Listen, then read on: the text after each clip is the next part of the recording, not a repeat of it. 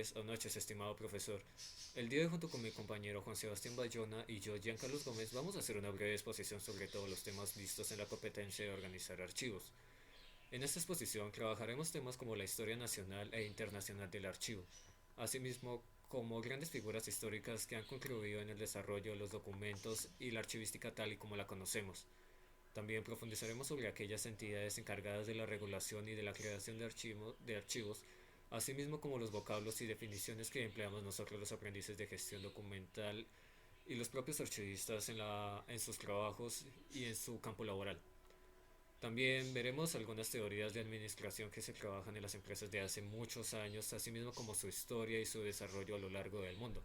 Organigramas, flujogramas, manuales de procedimiento y sociedades y su administración y control de cómo ellas se regulan y los tipos que hay.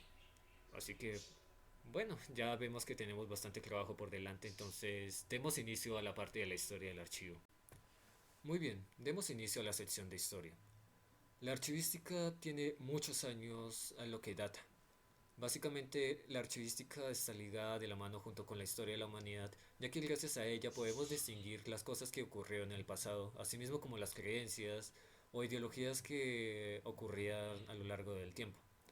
Los primeros humanos que utilizaron este tipo de sistema consignaban su información de manera no convencional para nosotros hoy día. Ellos no empleaban papel o sistemas tecnológicos para poder escribir o representar las cosas que les sucedían. Ellos tenían que adaptarse a esos medios. Por lo menos los nómadas o los primeros hombres utilizaban la piedra y la tallaban o la pintaban para poder representar las cosas que ocurrían a su alrededor. Asimismo, ellos como tenían que aprender de un ambiente tan hostil donde literalmente cualquier cosa te podía matar, tenían que aprender a cómo podían sobrevivir en aquel ambiente y cómo podían enseñarle a las personas cómo hacer eso. Asimismo, ellos también empleaban otros métodos, como lo serían las pieles o la arcilla para poder hacer las primeras representaciones gráficas. Más adelante en la historia podemos encontrar algunas grandes civilizaciones como lo sería Roma, Asia o el antiguo Egipto, que ellos ya desarrollaban sus primeros lenguajes como serían los jeroglíficos destacando a Egipto. Ellos consignaban su información en lo que serían papiros o pergaminos o diferentes tipos de papel como lo sería el uso de la piel de cordero o o la carne, porque ellos ya habían comenzado a ver de que el registro histórico era una de las cosas más importantes que podía haber si lo que querían era el mantenimiento de la sociedad y poder reconocer que era lo que a ellos les hacía como comunidad. Ellos ya habían comenzado a implementar de que debían asignar cierto personal para poder hacerse cargo del archivo, y en este caso podemos destacarlo a los escribas. Los escribas, como su nombre lo dice, podían ser escribientes o personas encargadas del registro histórico de la nación. Ellos estaban encargados de preservar y de cuidar todo tipo de archivos importantes para la nación en la que se encontraran. Cosas como podían ser documentos, hechos históricos, mandatos de personas con poder o hasta incluso registro militar. Y ellos tenían la gran labor de poder resguardar esos documentos y guardarlos en lugares de confinamiento donde podían ser cuidados y preservados para, para su manejo. Y asimismo poder ellos mismos estar al tanto de las ordenanzas del rey o de las personas influyentes para poder ofrecer ese servicio en pro de la sociedad. Así como las antiguas civilizaciones se dieron de cuenta de que era importante el cuidado y la preservación de documentos, grandes figuras históricas como José Manuel Restrepo o Juan Vicente Pacheco se dieron de cuenta de que era importante la preservación y el cuidado de los documentos. Por un lado, José Manuel Restrepo en Colombia se dio de cuenta de que era importante la administración de archivos y formuló sus primeras normas y sus primeras peticiones para el gobierno de la primera creación del sistema para la creación de documentos. Ellos observaron de cómo el sistema de documentos en su país era básicamente mediocre, ya que básicamente cualquier entidad era libre de poder crear los documentos que ellos quisieran y no tenían un orden específico. Ellos comenzaron a crear las primeras normas que era organizar los archivos de manera cronológica, legajarlos, organizarlos y mantenerlos en un solo sitio, ya que los archivos estaban distribuidos por todo el mundo y muchas veces era difícil saber la ubicación de ellos o cómo eran. Algunas de las ideas que tuvo José Manuel Restrepo era que cada entidad era responsable de su documentación. Ellos eran los únicos que tenían la función de organizar los archivos y mantenerlos en un solo sitio así mismo para que el Estado pueda distinguir y pueda investigar de manera más rápida e eficiente. Asimismo, las ideas de José Manuel Restrepo se vieron apoyadas por el gobierno. El gobierno le otorgó distintos tipos de lugares o edificios que le permitió poder generar sus ideas. Asimismo, José Manuel Restrepo tuvo también personas que apoyaron y siguieron sus normas. El secretario de Interior Santiago Pérez en 1866. Él es una de las personas más importantes para la archivística, ya que gracias a él se dio los primeros pasos para la fundación del Archivo Nacional de Colombia. Él apoyó bastante con nuevas metodologías que permitían el archivo y también tenía grandes ideas para la organización de los documentos públicos del país. Una de sus ideologías era de que la documentación debía ser libre para todas las personas, para que toda la comunidad pudiera tener libre acceso a aquellos documentos que se consideran importantes y de patrimonio nacional, ya que la cultura y el patrimonio era una de las razones por las que el cuidado de archivos permitía saber cuáles eran las formas que Colombia había afrontado las diferentes problemáticas y cómo afrontarlas. No fue hasta la llegada de la Ley 80 del 22 de diciembre de 1989 que permitió la fundación formal del Sistema Nacional de Archivo y el Archivo General de la Nación. Estas son dos entidades de gran importancia en la actualidad, ya que ellas son las que dirigen las estrategias que van a definir cómo nosotros vamos a trabajar como gestión documental. Ellas promueven el desarrollo, la modernización y la creación de nuevas normas para la administración de archivos. Asimismo, ellos están encargados de promover y dejar de manera pública los archivos de Colombia, ya que todos tienen derecho a la información. La entidad también tiene gran importancia para las diferentes ramas del poder en Colombia, ya que ella es la que define cómo se van a cumplir los archivos, tanto en las empresas públicas o privadas, y también van a definir cuáles serán los órganos asesores que van a completar el sistema de archivos. Nosotros como gestión documental frecuentemente nos vamos a encontrar con la pregunta de qué es un documento o qué tipos de documentos hay y cuáles son sus características. En pocas palabras, un documento es un archivo que tiene anexado en él información valiosa para la empresa y que son creados por ellos mismos ya sea de manera pública o privada que permite tener una evidencia o prueba de las decisiones que se han tomado, asimismo como de un archivo cronológico y organizado de los documentos que se han creado. Asimismo, existen muchos tipos de documentos, como lo sería el fotográfico, que como su nombre lo dice, es evidencia en forma de fotografía, o el sonoro, que son audios en forma de MP4 o MP3 comúnmente, que permite escuchar el archivo anexo. Asimismo, también tenemos la forma escrita, que es hecha totalmente a mano, y ya más recientemente la tecnológica, que permite la escrituración de textos de manera que están anexas al código de un sistema y están protegidos.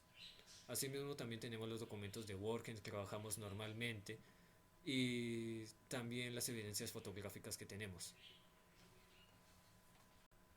Asimismo, los archivos también tienen características. Estos son normalmente divididos en dos, internas y externas. Cuando hablamos de internas nos referimos a aquellas características que tan solo son observables al leer o comprender el documento. Y externas quiere decir de aquellas que a simple vista ya pueden ser determinadas. Algunos ejemplos de características internas tenemos como la redacción, la coherencia de texto y el manejo de la información que se tiene en ella. De manera externa, podemos ver la confiabilidad que se tiene en la creación de documentos, así mismo como el formato utilizado. También la cantidad que se tiene de documentos y el tipo de procedimiento que se ha llevado a cabo. Muy buenas tardes para todos. Yo soy Sebastián Bayona, estudiante de gestión documental, y el segundo tema a tratar en este video va a ser sobre las ciencias de la administración y sus elementos. Para contextualizar, vamos a decir que la administración es una ciencia que tiene objeto el estudio de las organizaciones. Una de las definiciones más conocidas es que la administración es el proceso de planificar, organizar, dirigir y controlar el uso de recursos y las actividades de trabajo con el propósito de lograr los objetivos o metas de la organización de una manera eficaz y una manera eficiente.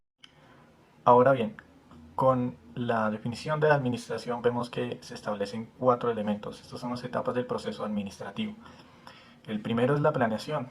Es cuando la empresa establece objetivos a mediano, corto y largo plazo. Son ideas para alcanzar metas que se proponga la organización. El segundo es la organización. Esta es la coordinación de todo lo planificado con anterioridad. Esto ayuda a organizar los recursos naturales y económicos de la empresa. El tercer elemento es la dirección. En todo proceso de actividad se necesita un gerente que guíe y comunique y supervise las diferentes actividades asignadas y lo más importante que motive al personal. El cuarto elemento es el control. Evalúa los resultados obtenidos por la empresa de tal forma que mejora el desempeño de la empresa y también controla, ratifica los puntos débiles del proyecto antes de su evaluación final. Durante el periodo de la Edad Antigua se dan muchas civilizaciones que muestran diferentes tipos de administración, digamos los sumerios, que inventan la escritura y el control tributario conservando los registros. También reparten los recursos en la población. En Egipto se da lo que es la organización de recursos para construir sus pirámides, una gestión organizacional y una gestión de construcción, planeación y ejecución. En Babilonia se dan las leyes mercantiles, las ventas, los préstamos, las sociedades, los acuerdos y los pagarés. La delegación no se da delegación de responsabilidades, también se generan salarios mínimos. También se da un control de depósito y un control de pago de incentivos a salarios. Digamos en China se da una organización en funciones de cooperación. El emperador Yao hace juntas de consejo donde se toman decisiones y donde se administran otra vez los recursos. En Grecia, por ejemplo, ahí existe una administración de compañías, existe una ciencia de educación administrativa y, digamos, Platón comienza a teorizar sobre la administración con una administración especializada en puestos de trabajo y una división del trabajo también enfocada a que cada persona tiene que hacer una tarea para la cual se considera buena. En India, por ejemplo, existen leyes tributarias, impuestos, derechos de la mujer y lo que es la posibilidad del matrimonio. También existe un trabajo sin compasión o moralidad, lo que es un trabajo arduo de más de 12 horas. En Roma se da una administración de más de 50 millones de personas, por lo que se delega la autoridad a los diferentes jefes y a las diferentes autoridades de las regiones. También se da una división de territorio y a través de las provincias se generan tributos y se generan lo que serían los contratos. En la Edad Media se da la época feudal, donde el gobierno se descentraliza y pasa todo el poder a los señores feudales. El señor feudal lo que hacía era administrar los recursos, la justicia, los impuestos, los siervos y la moneda, por lo que se da una microgerencia. Después llegan los árabes y se da la aparición de la contabilidad, una administración de los recursos y se generan lo que serían los números arábicos llegados de India, pero le suman la novedad del cero. En Venecia aparece la banca, la primera banca, y se dan los mercaderes de Venecia, que es un banco que genera préstamos. Ahora bien pasamos a la Edad Moderna, donde aparece el Renacimiento. Durante el Renacimiento la administración se genera con monarquías, lo que hace una unificación del territorio. La época feudal ya pasa y aparece lo que sería su sistema, que es la burocracia. La burocracia lo que hace es que todo tiene que ser escrito y todo tiene que ser consultado directamente con el rey antes de poder ser aprobado. Edad contemporánea, siglo XVIII, y llega la revolución industrial con grandes avances tecnológicos, con máquinas a vapor y de energía hidráulica. Se da un sistema netamente capitalista y de grandes industrias, donde sus precursores más grandes fueron Henry Ford y Wilson Taylor. Lo más importante era trabajar a altas velocidades por parte de los empleados y la producción de productos era en masa. Veían al empleado como una máquina más. Y seguimos con el siglo XX y surge la administración ya como una ciencia de estudio. Aparece la teoría científica con Wilson Taylor, donde se da una planeación para mejorar la producción y aumentar la productividad viendo al empleado como una máquina. También aparece la teoría burocrática de Max Weber, donde lo importante es el orden burocrático y las normas. También aparece la teoría clásica. Henry Fayol, uno de sus precursores, coordina y hace una delegación de responsabilidades de una manera más jerárquica y mantiene la base de la época industrial. Contradictorio a esto aparece la teoría humanista de Elton Mayo, donde se destaca las necesidades del individuo, la superación personal del empleado para poder escalar dentro de la empresa y, importante, las relaciones humanas del empleado dentro de la empresa. También aparece como precursores Abraham Maslow con su teoría de las necesidades, donde estudia la conducta humana dentro de la pirámide de Maslow. También es importante ver que durante el siglo ya XXI, época actual, se da una administración ya más globalizada. Se genera una idea de un empleado analítico y pensante, con derechos laborales, con un capital intelectual, donde se maneja lo que es los productos al gusto del cliente. Ahora bien, dentro de la administración actual se manejan lo que son los tipos de recursos que tiene una empresa. Hablamos de que una empresa tiene un recurso productivo, que son todos aquellos bienes y servicios que emplea la empresa para producir un bien y un servicio. Existen los recursos financieros, que es el capital con el que cuenta la empresa para producir esos bienes. Existe un recurso humano, que es el capital intelectual que tiene la empresa, las personas, los empleados que tiene la organización. Existe un recurso mercadotécnico, que son todas esas estrategias de publicidad que maneja la empresa para poder vender su producto. También existe un recurso administrativo. Esto es muy importante, es una herramienta jurídica de protección que ayuda a la empresa a resolver un caso de injusticia hacia su empresa. Ahora bien, otro elemento importante de la administración moderna es la misión.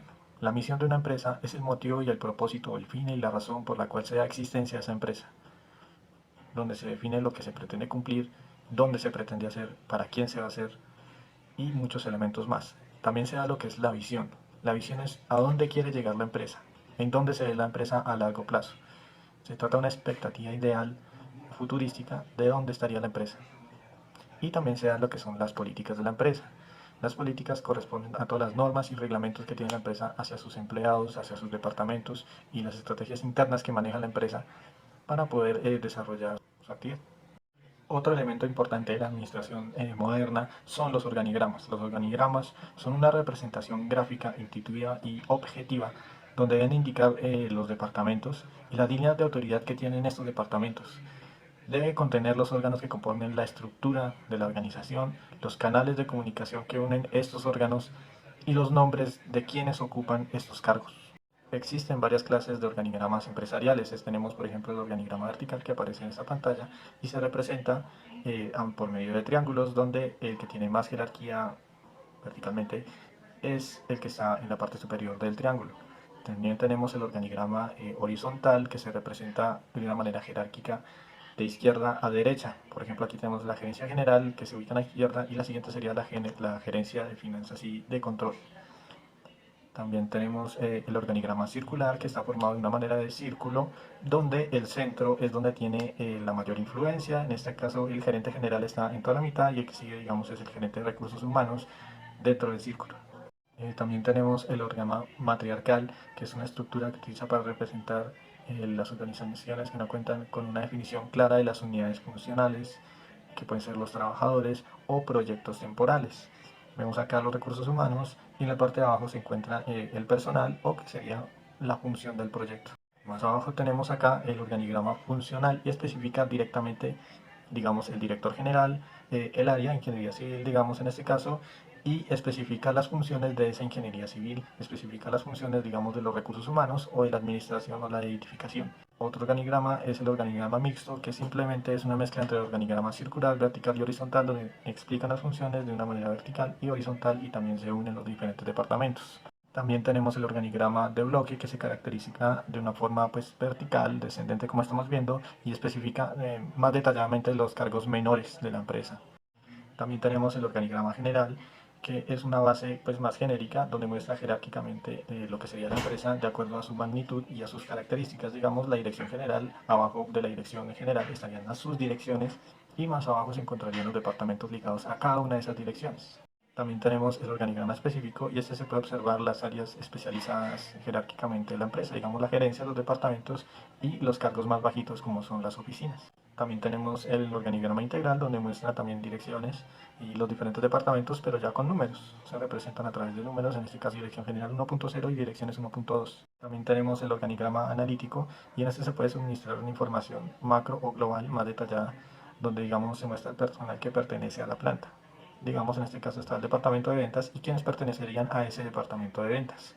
Otro tipo de organigrama que tenemos es el organigrama microadministrativo y se caracteriza por una jerarquía más global y se puede especificar en una sola área, digamos en este caso la asamblea de accionistas y abajo el gerente general. El organigrama macroadministrativo ya se especifican, digamos, áreas más especiales, entonces está, digamos, el nombre de la empresa, la dirección general, los departamentos y la supervisión de esos departamentos, entonces es un poco más específico. El organigrama mesoadministrativo, y este sería el último, es una terminación de una gráfica de dos ámbitos, donde se pueden ayudar los diferentes sectores. Digamos, en este caso está el organigrama de la empresa X y la empresa Y, donde, por ejemplo, la gerencia de la empresa X está ayudando a la gerencia de la empresa Y, o tienen que ver o están correlacionadas. Otra herramienta administrativa importante son los flujogramas. En este es una representación gráfica paso a paso de lo que serían las situaciones, los hechos y los movimientos y relaciones que estos tienen. Por ejemplo, tenemos el flujograma en formato vertical. Este va de arriba hacia abajo, convirtiéndolo en una lista ordenada de pasos. Como podemos ver acá, está por ejemplo, la lámpara no funciona. ¿Por qué no funciona? Seguimos en la siguiente acción.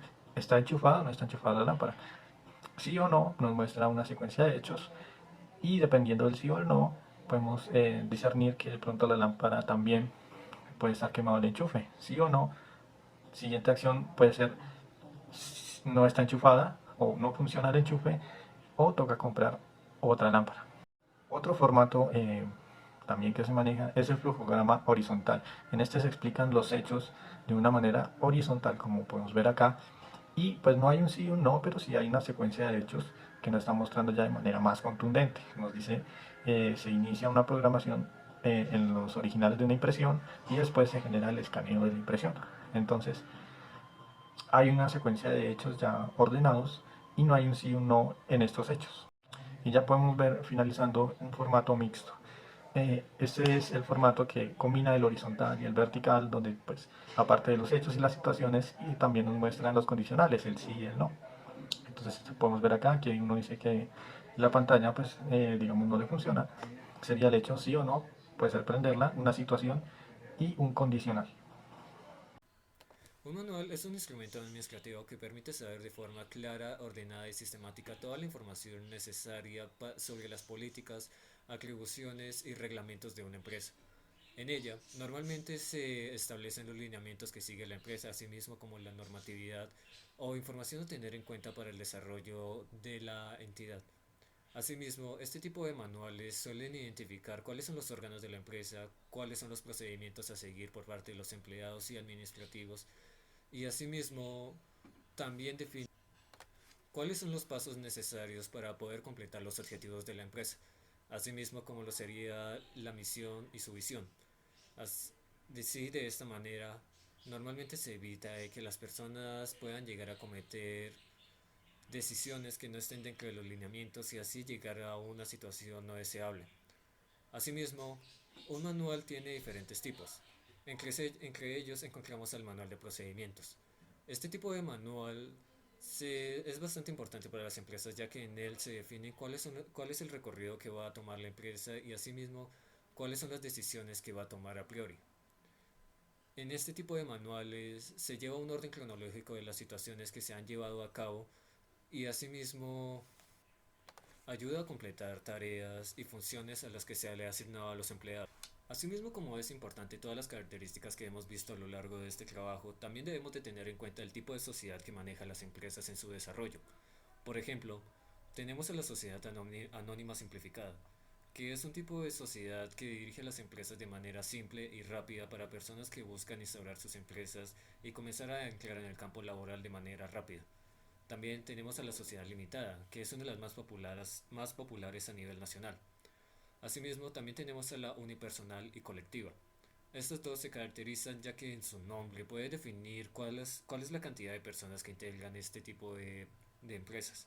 Por un lado, la unipersonal se define a una sola persona dirigente en la administración de la empresa, mientras que la colectiva puede llegar a ser de entre 25 a 50 personas. Asimismo, es importante para nosotros destacar también el tamaño de las empresas. Normalmente se suelen dividir en cuatro categorías: microempresa, pequeña, mediana y grande. Este Esta clasificación permite saber a qué nos enfrentamos con qué tipo de empresa y cuál puede llegar a ser la cantidad aproximada de empleados. Asimismo, podemos definir cuál es el límite de empleados por cada uno de los tipos. Bueno, ya siendo como de nivel de complejidad que tenga la empresa, eso no quita lo importante del trabajo de gestión documental para nosotros. Ya como parte final, agradecemos a todas las personas que hayan visto en este video e inclusive al profesor que se ha tomado la molestia de observar nuestro video hasta acá. Muchas gracias a todos.